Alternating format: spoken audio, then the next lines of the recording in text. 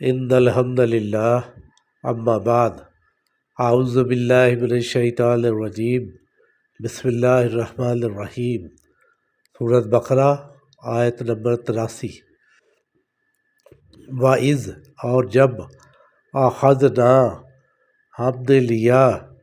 میثاقا پختہ عہد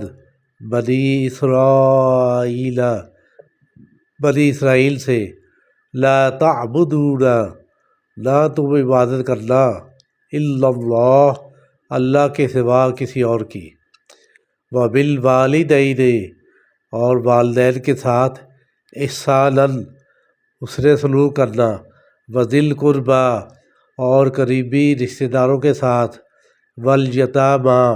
اور یتیموں کے ساتھ، والمساکین اور مسکینوں کے ساتھ، وقولوا للناس حسنا